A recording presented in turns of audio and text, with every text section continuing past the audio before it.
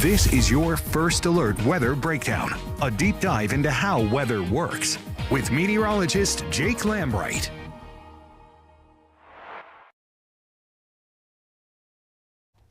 Well, good morning, and thank you for joining me for the First Alert Weather Breakdown podcast. I'm meteorologist Jake Lambright. We've got a lot to dive into today, as we've got several potentials for a couple of strong storms as we go throughout the week. Now, it is important to note that both potentials don't include the entire Arklatex. So today's finally shifted out of the Arklatex. This looks like it's just in from the Storm Prediction Center. So let me pull that up so we could talk about it. Here's a look at that severe weather risk for tonight. Not surprised it's been dropped. I was talking about it a little bit yesterday, but even the chance for rain was looking very, very isolated at best. So the good news is no longer severe risk heading into the night tonight. Or actually, let me adjust that real quick. It looks like maybe I had that pulled up incorrectly there. So give me just a second. Let's pull in the correct. This is for tomorrow. So unfortunately, I stand corrected by this. Sorry, it's still a little early in the morning. That said Wednesday there, so I got confused. But there's still low and severe risk, but I am still expecting things to stay very isolated, as I was talking about before, both in rain coverage and severe weather both. So this is not going to be a widespread kind of substantial severe weather event for Wednesday.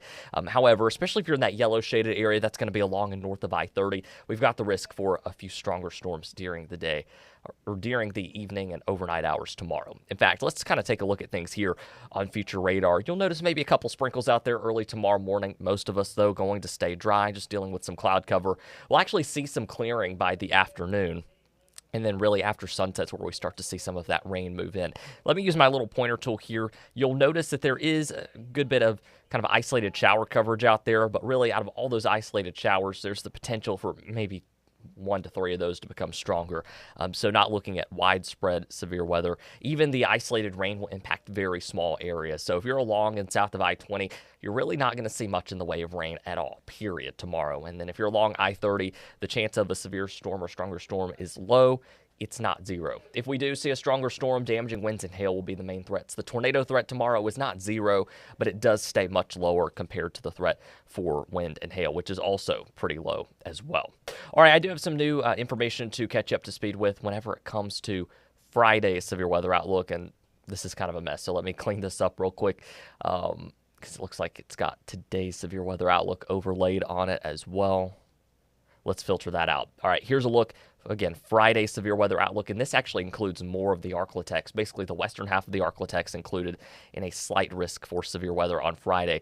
Zooming that out, they've actually introduced an enhanced risk today, which extends basically from St. Louis, Kansas, or my apologies, pretty sure that's Kansas City, all the way down through Oklahoma City to the Red River, basically the Texas-Louisiana state line, just west of the Arklatex. For us, again, locally, I'll zoom that back in so we get the local view. We are just looking at a level 2 out of 5 risk for severe weather on Friday so far. Again, that's for the western half of the Arklatex. So most of our East Texas counties, as well as southeast Oklahoma, and about half of our southwest Arkansas counties. We'll look a little bit more at extended future track here in just a moment, kind of see what it's pinpointing when it comes to the timing of all of this. When it comes to rain chances over the next week, again, those are going to be highest for us really Friday night, Saturday, and Sunday. And then rain chances a little bit lower for Monday, but they will stay elevated likely through the middle of next week. Then the rainfall forecast, and this is, again, we're getting some very beneficial and much needed rain across the region. You'll see much of the Arklatex dealing with maybe 2 to 4 inches of rain with some locally higher amounts possible, and this is good. We need that rain for sure. Our drought monitor continues to get worse and worse every single week. There's actually something that I want to show you here. I'll show it to you after a look at our latest drought monitor. Also a reminder, most of the Arklatex remains under a burn ban. If your county or parish is in red, you are still under a burn ban until further notice. So again, please refrain from doing any outdoor burning. Here's the drought monitor, last week's versus this week's. Not a lot of change out there. The biggest change was just a small fill in there of level 2 drought conditions or severe drought. Otherwise, very, very similar compared to last week. Speaking of the drought and kind of the upcoming rain chances that we have on the way, here's a look at the latest rainfall amounts that we would need in 1 month to end the drought. You'll notice southeast Oklahoma, southwest Arkansas, and then basically the parishes in northwest Louisiana that run along I-49 are shaded a little bit lighter compared to our East Texas counties and parishes in northwest Louisiana as you head out toward Bienville, Claiborne Parish, and out toward the Ruston area. If you're in a lighter shaded county or parish, you need 7 to 11 inches of rain in 1 month to completely bust that drought. And if you're in a darker color county or parish, you would need 11 to 15 inches of rain in 30 days to completely get rid of the drought. So we don't need, of course, 15 inches of rain to fall this weekend. That would not be good for us. However, what we are going to see this weekend will be a step in the right direction. And again, we need some decent rainfall totals in a 30-day window to actually bust that drought. The good news is the pattern should stay a little more active as we head into March and April. Unfortunately, that does mean we're in the middle of severe weather season. We're probably going to see some strong storms out there out of this. But in the meantime, this weekend should give us some big changes whenever it comes to that upcoming drought monitor. In fact, the data for this week's collected today, so we'll get that update out on Thursday. If anything, it's probably going to deteriorate a little bit, and then next week is when we should start to see some improvements. All right, let's pull up extended future track here. We'll talk about Friday's potential for rain and strong storms. Again, with this being a little further out, there are some details that are still going to be determined as we go through the next couple of days. So here's a look. Let me make that full screen for you. This is long range future track, and I do want to remind you this far out is a low resolution model, and here's why that matters. You'll notice there a lot of widespread rain and a lot of reds and oranges. In reality, that line of storms may not look like that by Friday. We may see less rain coverage out of this. So I do want to make that very clear. It's just a limitation of longer range and lower resolution models. But again, just kind of showing you what I can. This is kind of showing, again, closer to dinner time and afterward, a line of showers and storms moving through the Arklatex. There's a snapshot of things a little bit closer to 9 p.m. on Friday night. So let me continue progressing things forward a little bit more. You'll see more storms possibly as we head into the day on Saturday, which is no surprise. And another big update. I know I showed you Friday's severe weather outlook. If you're just tuning in, we'll look at that once more here in just a second. And yesterday we were talking about watching Saturday as well. Saturday at this point, widespread rain is expected, as you can see there on long-range future track. However, we are trimmed out of the severe risk, which is good news. I am going to look at something here on my end too, with kind of behind the scenes with the same exact model that will give me a little bit more insight, look at some diagrams we look at as meteorologists, kind of see what the threats could look like with this line as it tries to move through.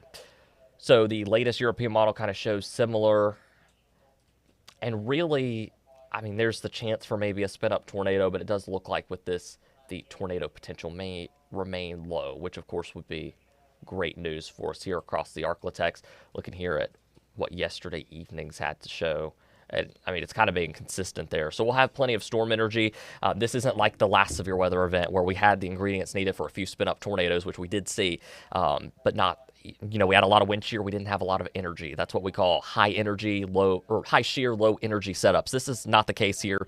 We do have more storm energy to work with. We probably will see a few more stronger storms out of this, mainly in the way of damaging winds, maybe even some hail. Sorry for talking too long there without moving it along, but here's a look at future track. That's about 3 to 4 in the afternoon on Saturday. And then later into Saturday evening, this future track has the rain completely out of the area. I do see a couple of questions here I do want to tackle off to the sides. I'm going to answer some of those real quick. Looking for the rest of the week tomorrow.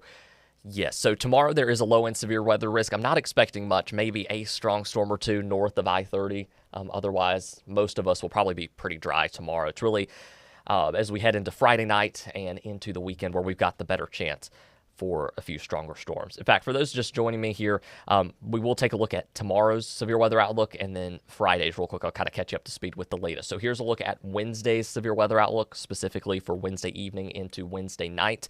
You'll notice a slight risk for severe weather. That's a level 2 out of 5 on the scale, basically extending through Mount Pleasant, getting close to, but not quite including Texarkana, includes areas like DeQueen, and then back to our north and west. So out toward Dallas, Fort Worth, and even out into parts of northwest Arkansas and western Arkansas as well. So even as far north as areas like Fayetteville, that's how expansive that slight risk is tomorrow. For us in the Arklatex, again, that yellow shaded area only for areas like Mount Pleasant and areas along and north of the I-30 corridor. There is a marginal risk level 1 that technically goes all the way out through Magnolia, Arkansas, Shreveport, Louisiana, also includes Longview and Nacogdoches, but tomorrow's severe weather potential, and I do want to stress this, looking very, very isolated. I do want to take a look at another future track that I haven't looked at today.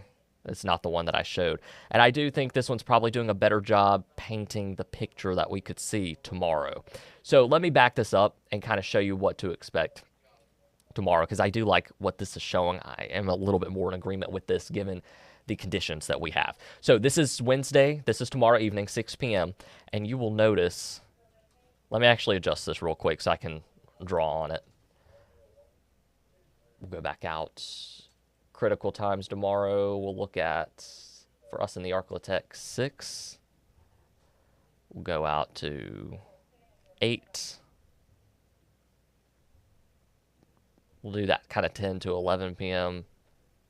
and then 2 a.m. All right, now I can draw on our map. Let's start back 6 p.m. tomorrow. You'll notice, again, these little kind of isolated storms.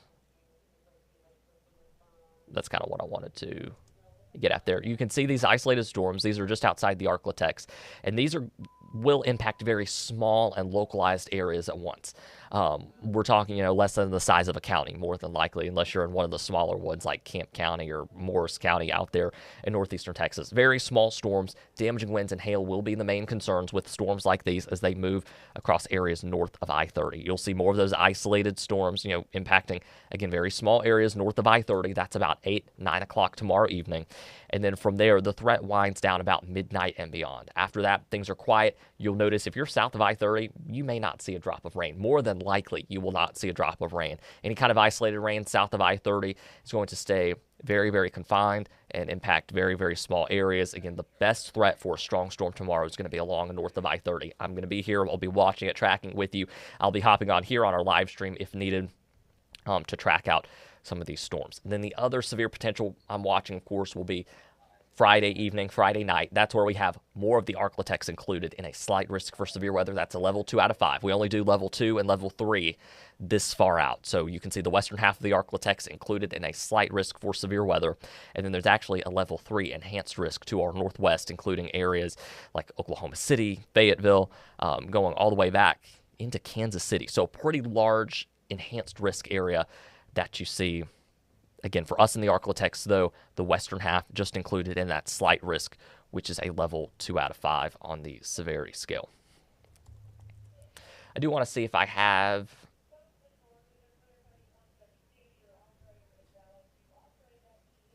anything, and I actually do here. So I feel bad. I forgot about this yesterday, but this week is actually Severe Weather Awareness Week. We see this every year. The National Weather Service carries this out every year to kind of keep everybody informed and aware when it comes to the potential for severe weather. I mean, it's that time of the year. March 1st marks the start of meteorological spring, and we are there. We are there in meteorological spring. So I want to take a look at some lightning facts this morning, of course, because today's focus in Severe Weather Awareness Week is lightning safety. All thunderstorms have lightning. It's kind of in the name. We see lightning strike, we hear the thunder from it, so any thunderstorm will have lightning. However, lightning is not a severe criteria. We can have one lightning strike, we can have 1,000 lightning strikes, and it doesn't necessarily mean that because you have lightning that you have a severe storm. Now, sometimes it does correlate. We'll notice a storm getting stronger as it produces more lightning strikes. However, again, it's not an indicator for severe weather criteria. Keep in mind, if you can hear thunder, now, there's no rain out there on radar right now, but if I could hear thunder in here right now or stepped outside the station and heard thunder, I'm close enough to be struck by lightning. And lightning can strike up to 15 miles away from a thunderstorm. So, for example, there could be a storm going on in Greenwood right now, or even out across the state line in Wascom, and there's the potential for lightning to strike on the west side of Shreveport, where there may not be a cloud in the sky. So keep that in mind, that if you can hear lightning, you can be struck by it. It's important to move indoors and stay indoors for at least 30 minutes after the last time you hear thunder. Then we've got the 30-30 rule. If you can't count to 30, get inside, wait 30 minutes until after the thunder, the last bit of thunder before you go back outside. There's something I want to double check here. So keep in mind, if you hear thunder out there when you're outside or even inside, if you hear or see lightning strike and you count to 5, that usually means that that lightning strike struck about a mile away. So again, it is important. You've heard the saying before, when thunder roars, go indoors. Very, very important as we kick off severe weather season. And again, this week is Severe Weather Awareness Week. I'll pull up that severe weather outlook real quick. I'm not going to keep you here too much longer. Again, pull up Friday's severe weather outlook real quick first, and then we'll pull back up the severe weather outlook for Wednesday as well. I want to pull some info on yesterday's severe weather awareness day topic. So you'll bear with me here for just a moment. Yesterday's topic was flash flooding, so I'm going to work and get you some information on that here in just a second. All right, so yesterday's topic was flash flooding. I'm going to go over this briefly since I missed it yesterday. So when it comes to flash flooding, it is the #1 storm-related killer. More than tornadoes and lightning combined, you've got about 127 people, unfortunately, that lose their lives to flash flooding every single year. It is important to turn around and don't drown. I know it sometimes might sound cheesy or, oh, the water's not that deep, I can go over it. But you never know. Sometimes we can see a lot of rain in a very short amount of time. It could wash out the roads, and it looks fine. But you drive over it, and then you realize there's a big hole or a big pothole in the ground, and that can cause some serious issues. So that's why it's important to not risk it through those flooded roadways and to turn around and don't drown. Now, for us, we don't see this a ton, but if we see a lot of rain in a short period of time, there are times where you will have to move to higher ground and stay away from flooded areas. We've seen it before in the Arklatex, and like I said, it may be rare, but we can see enough rain and in a short amount of time to have to move to higher ground, even if you're in the comfort of your own home. So that's kind of a recap there on flash flooding, which was yesterday's severe weather awareness topic.